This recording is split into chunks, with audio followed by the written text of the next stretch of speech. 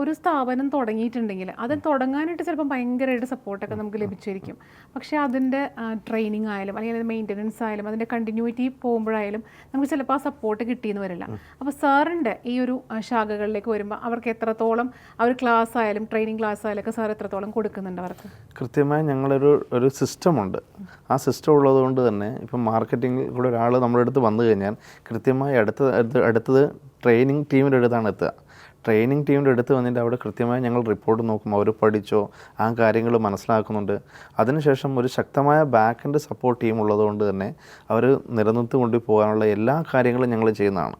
Okay. അപ്പോൾ ഇത് start ചെയ്യാൻ ഉദ്ദേശിച്ച സാറിനെ കോൺടാക്ട് ചെയ്തിട്ടുണ്ടെങ്കിൽ ഇത്ര ടൈം പീരീഡൊക്കെ ഉണ്ടോ? ഇങ്ങനെ ഒരു ട്രെയിനിങ് പീരീഡൊക്കെ അങ്ങനെ കൊടുക്കുന്നുണ്ടോ? തീർച്ചയായും ഉണ്ട്. അതായത് ഒരാൾ വന്നതിന് ശേഷം ഞങ്ങൾ ഒരു 15 ദിവസം ട്രെയിനിങ് ആണ് ഉണ്ടാകുന്നത്. ഈ 15 ദിവസം കൊണ്ടാണ്, അത് 15 ദിവസം ട്രെയിനിങ് 1 to 1 ആണ്. ഒരു വ്യക്തിക്ക് വേണ്ടി ഒരു ട്രെയിനർ തന്നെ എടുക്കുന്നതാണ്. അത് ഓൺലൈൻ മുഖേനയാണ്. അത് ട്രെയിനിങ് എന്ന് പറഞ്ഞാൽ അവരെ കൊണ്ട് ചെയ്ത് പഠിപ്പിക്കുകയാണ് ചെയ്യുന്നത് ഇത്രയും സേവനങ്ങൾ.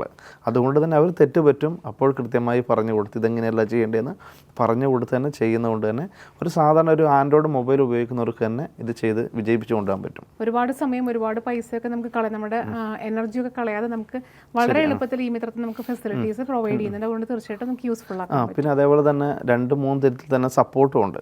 എന്നിട്ട് എന്തെങ്കിലും ഒരു സംശയം വന്നു കഴിഞ്ഞാൽ തന്നെ ഒരു വാട്സാപ്പ് മുഖേനയും ചെയ്യാൻ പറ്റും, ഫോൺ വഴിയും ചെയ്യാൻ പറ്റും, ഇനിഡെസ്ക് സോഫ്റ്റ്വെയർ മുഖേനയും സപ്പോർട്ട് ഉണ്ടാകും. സാർ, നമ്മൾ നേരത്തെ പറഞ്ഞപ്പം ആ കഥയിലൂടെ പോയിട്ടുണ്ടായിരുന്നു, ഒരു പ്രവാസ ലോകത്തിലേക്ക് പോയിരുന്നു, പ്രവാസിയായിരുന്നു ഉള്ളതൊക്കെ. അപ്പോൾ പ്രവാസം കഴിഞ്ഞ് വന്നപ്പോഴായാലും മുന്നേ ആയാലും എന്തെല്ലാം ബിസിനസ്സാണ് സാർ ചെയ്തിരുന്നത്? അതിൻ്റെ കാര്യം വെച്ചാൽ ഞാൻ ഒരു പഠിത്തം നിർത്തിയ 9ാം ക്ലാസ്സിൽ പഠിത്തം നിർത്തി ചെയ്ത പണി തന്നെ ആദ്യം കൃഷിപ്പണിയാണ്.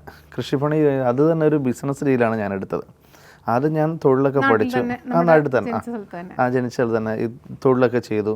ആ തൊഴിലൊക്കെ ചെയ്തതിന് ശേഷം ഈ ഒരാൾ പണി എടുത്തുകൊണ്ടിരുന്നാൽ അവൻ ജീവിതകാലം മുഴുവൻ പണിക്കാരനാണെന്നുള്ള ഒരു ധാരണ അന്ന് തന്നെ മനസ്സിലായി. അതുകൊണ്ട് തന്നെ ഞാൻ എന്ത് ചെയ്യാൻ വെച്ചാൽ വലിയ തോട്ടങ്ങളുടെ വലിയ കാര്യങ്ങളെല്ലാം മൊത്തത്തിൽ തന്നെ ഞാൻ കരാറ് പണിയായിട്ട് എടുക്കും. എന്നിട്ട് മറ്റുള്ളവരെ വെച്ച് പണിയെടുപ്പിക്കും. അന്നേരം ഒരു നല്ലൊരു ലാഭം കിട്ടും. എല്ലാ പരിപാടികളും പല കാര്യങ്ങളും ഞാൻ ചെയ്തിട്ടുണ്ട്. അതിലൊക്കെ ഞാൻ ആദ്യം ആ തൊഴിൽ പഠിച്ചതിന് ശേഷം അതൊരു ബിസിനസ് മോഡിലോട്ട് ഞാൻ കൊണ്ടുവരാറുണ്ട്. അതായത് പെയിൻറ്റിങ് ആണെങ്കിലും, അതായത് 5-6 മാസം മാത്രമേ പെയിൻറ്റിങ് ഞാൻ പണിയെടുത്തുള്ളൂ. അതിനുശേഷം എന്ത് ചെയ്തു, ഞാൻ പിന്നെ മറ്റുള്ളവരെ വെച്ച് തൊഴിലെടുപ്പിക്കുകയാണ്. ഇത് കരാറായിട്ട് ഞാൻ എടുത്തതിന് ശേഷം മറ്റുള്ളവരെ കൊണ്ട് ചെയ്യുകയാണ് ചെയ്തത്. അങ്ങനെ എല്ലാ തൊഴിലേക്ക് ഇറങ്ങുമ്പോൾ അതിനെക്കുറിച്ച് ശരിക്കും പഠിക്കാൻ വേണ്ടി അത് ചെയ്ത് നോക്കിയിട്ടാണ് ആ ഒരു ബിസിനസ് സ്റ്റാർട്ട് ചെയ്യുന്നത്. അതെ അതെ, കൃത്യമായി അത് പഠിച്ചതിന് ശേഷം അതൊരു ബിസിനസ് രീതിയിലോട്ട് എത്തുന്നു. അങ്ങനെ പല കാര്യങ്ങളും ചെയ്തു, കല്യാണമൊക്കെ കഴിഞ്ഞു. അങ്ങനെയാണ് ഒരു റബ്ബർ സ്ലോട്ടിങ്ങിൻ്റെ ഒരു ബിസിനസ് വന്നത്. കാരണം ആ 2011 ആ കാലഘട്ടത്തിൽ റബ്ബറിന് നല്ല വില കൂടിയിരുന്ന സമയത്ത് പെട്ടെന്ന് വില കുറഞ്ഞു.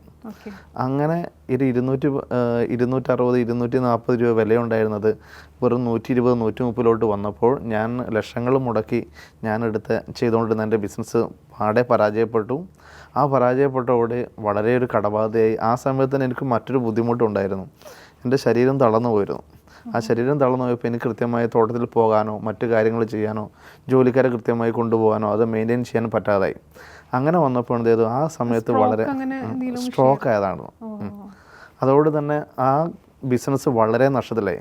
ഒന്ന് എൻ്റെ ശാരീരികമായിട്ടുള്ള പ്രശ്നം, ഒന്ന് വില ഇടിഞ്ഞതിൻ്റെ, അതായത് പകുതിയോളം തന്നെ വില ഇടിഞ്ഞതുകൊണ്ട് ഞാനാണെങ്കിൽ പലിശക്കും ലോണും എല്ലാം എടുത്തിട്ട് തുടങ്ങിയ ബിസിനസ്സായിരുന്നു. പിന്നെ അത് ഭയങ്കര ഇതായിരുന്നു. പിന്നെ ആ കാലഘട്ടത്തിലായിരുന്നു പ്രകൃതിക്ഷോഭം ഉണ്ടായിരുന്നു.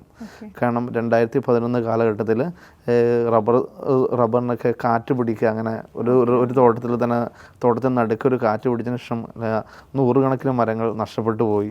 അങ്ങനെ ഒരു ഭയങ്കര ബുദ്ധിമുട്ടുണ്ടായിരുന്നു. അങ്ങനെ ഭയങ്കര കടബാധിതയായി. കാരണം കടബാധ നാട്ടിൽ പെട്ടെന്നൊരു ജോലി കടബാധയായി കഴിഞ്ഞാൽ പിന്നെ മറ്റുള്ള ആരും അടുപ്പിക്കില്ല നാട്ടിൽ നിന്നാൽ. കാരണം എങ്ങനെ അവർ എന്തൊരു രൂപ കടം ചോദിച്ചാലും നമുക്ക് തരില്ല. അതിനു മുമ്പ് നമ്മുടെ ഒരു നല്ല രീതിയിലാണെങ്കിൽ ആരും എന്ത് വേണമെങ്കിലും പൈസ തരും. അത് പറ്റാതെ കൊണ്ട് തന്നെ ഒരു കൂട്ടുകാരൻ്റെ സഹായത്തോടെ ഗൾഫിൽ പോയി. അതിനുശേഷം അവിടെ നല്ല രീതിയിൽ കഷ്ടപ്പെട്ട് ഒരു ഓവർ ടൈം എല്ലാം എടുത്തു, എൻ്റെ കടങ്ങളെല്ലാം വീട്ടി. പിന്നെ അവിടുന്ന് അവർ ഒന്നുമല്ല, ഒട്ടും ബന്ധമില്ല. ഒരു ബന്ധമില്ലാത്ത ജോലിയായിരുന്നു, ഓഫീസിൽ വർക്കായിരുന്നു. അതിനുശേഷം അവരെന്നെ പരമാവധി മുന്നിലോട്ട് എത്തിക്കാൻ വേണ്ടി നോക്കി, കാരണം കൃത്യമായി വർക്കും കാര്യങ്ങളും ചെയ്യുന്നതുകൊണ്ട് തന്നെ. അങ്ങനെ അവിടുന്ന് ഒരു മെയിൻ ഓഫീസോട്ട് ജോലി ചെയ്യാൻ വേണ്ടി പോയി. അവിടെ സംബന്ധിച്ചുള്ള എനിക്ക് പിടിച്ച് നിൽക്കാൻ പറ്റാതായി, കാരണം ഇംഗ്ലീഷ് ലാംഗ്വേജിൻ്റെ പ്രശ്നം കൊണ്ട്. സാധാരണ ഞാൻ തൊഴിലെടുത്തുകൊണ്ടിരുന്ന വ്യക്തിയാണല്ലോ, അതുകൊണ്ട് പണിയെടുക്കും, പക്ഷേ കമ്മ്യൂണിക്കേഷൻ ഇല്ലെങ്കിൽ അവിടെ വിദേശത്താണ് പറ്റില്ല.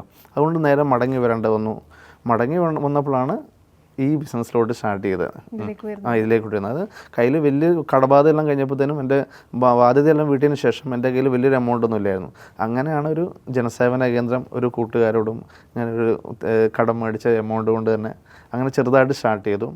എത്ര രൂപയിലാണ് സ്റ്റാർട്ട് ചെയ്തത്? 90,000 രൂപയ്ക്കാണ് ഒരു ജനസേവന കേന്ദ്രം അന്ന് സ്റ്റാർട്ട് ചെയ്തത്. അത് അന്നത്തെ എമൗണ്ട് ഞാൻ നല്ലൊരു രീതി തന്നെ ചെയ്തിരുന്നു. 3 കമ്പ്യൂട്ടറൊക്കെ വെച്ച് നല്ല രീതിയിൽ തന്നെ ബിസിനസ് ചെയ്തിരുന്നു.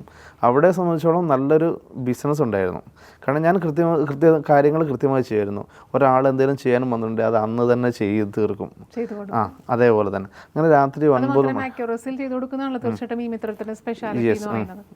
അതുകൊണ്ട് തന്നെ അവിടെ ഇത്ര ബിസിനസ് നല്ല തിരക്കും കാര്യങ്ങൾ വന്നപ്പോഴാണ് ഇതേപോലെ ബിസിനസ് ചെയ്യുന്ന ആൾക്കാരെല്ലാം ചില സ്ഥാപനങ്ങൾ തുടങ്ങിയിട്ട് അത് മുന്നോട്ട് പോകാതെ ആൾക്കാർ എൻ്റെ അടുത്ത് വന്നു, ഇതെങ്ങനെ നിങ്ങളിങ്ങനെ ചെയ്യുന്നതെന്ന് മനസ്സിലാക്കി.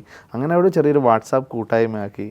ആ വാട്സാപ്പ് കൂട്ടായ്മ കുറേ നാൾ ഈ ഞായറാഴ്ചകളിൽ ഞാനൊരു ട്രെയിനിങ് എടുക്കും. അന്നേരം ചെറിയൊരു എമൗണ്ട്, ആ സമയത്ത് ഒരു ചെറിയ എമൗണ്ടെല്ലാം വാങ്ങും. പിന്നെയാണ് തോന്നിയത് ഇതൊരു ബിസിനസ്സായിട്ട് എടുക്കാമെന്നുള്ള കണ്ടീഷൻ. അതായിരുന്നു ഒരു ഇൻസ്പയറിംഗ് പോയിന്റ് എന്ന് പറയുന്നത്, സ്ഥാപനത്തിലേക്ക് എത്താനുള്ള സ്റ്റാർട്ട് ചെയ്യും. പിന്നെ അതിനുശേഷം ഈ ബിസിനസ്സിൻ്റെ മുകളിലോട്ട് വന്നത് മറ്റൊരു രീതിയിലാണ്.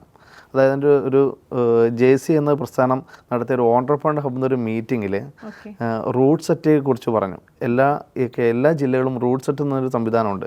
അതായത് ഒരു സ്വയം തൊഴിലോ അല്ലെങ്കിൽ ഒരു ബിസിനസ് ചെയ്യാൻ പറ്റുന്ന ഒരു സംരംഭകരാക്കാൻ വേണ്ടിയുള്ള ഒരു ട്രെയിനിങ് സൗജന്യമായി കൊടുക്കുന്ന ഒരു സംവിധാനമാണ് റൂട്ട് സെറ്റ്.